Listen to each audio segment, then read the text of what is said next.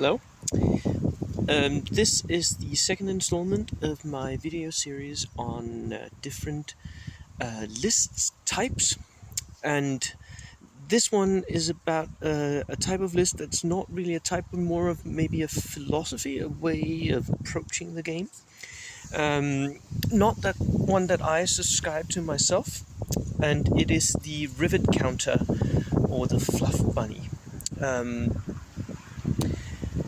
Some players fall in love with the historical period, and they read so much about it that they become very knowledgeable. So much so that for them it becomes impossible not to try to recreate and rebuild historical forces. Even though they are quite often not competitively good or whatever, for these types of players, the idea is to build a force that could have been real, or that had been real. So what you see sometimes is you see people build armies that reflect that reality, that history, and where they throw away points from a competitive points for value standpoint. They throw away points on buying subpar units or choices for their units or upgrades. What's really good about this type of list is that the player who does this loves their list. They love it to bits. It's the best thing they know.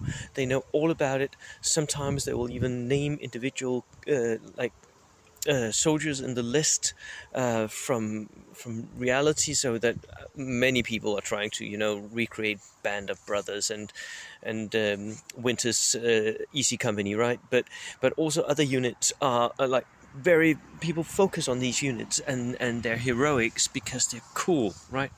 And they are cool. And this is a love for the hobby, a love for the history behind the game. That is really, really a huge drive force, and it's amazing when it happens.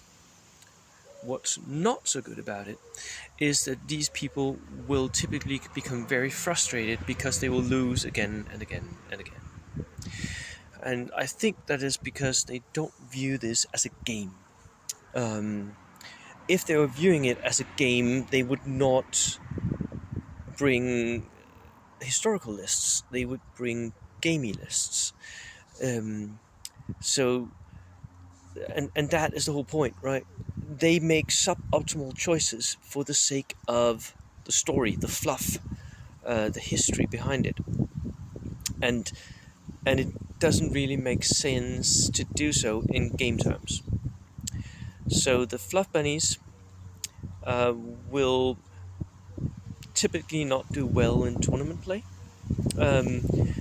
but they will typically win like thematic prizes or maybe paint prizes, because some of them are really good at this, like painting exactly the right colors and small markings on shoulder badges or whatever.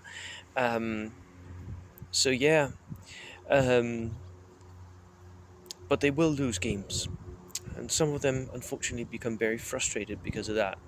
That's where I think some of the friction that sometimes is between historical players and competitive players. It starts with competitive players viewing this as a game and only a game. Some of them can be very win at all cost about it. Not many. I mean, that's maybe more for Warhammer, but it does sneak in. And some of the historical players forget to view this as a game, and become frustrated that they continually lose, and losing is not a fun activity, right? So their easy company should win some of their fights, but doesn't. That's annoying. So for rookies, is this a good way to build your list? Yes, it is a good thing to have a passion. It is really a good thing to find something that you're passionate about, because that will drive you through all the tedious hobby stuff. For me, I dislike making bases for my minis, for instance. It's one of the last things I always do, and they're always like crappy and not very good. But I like painting them. Not my bold action stuff, because boring colors, right?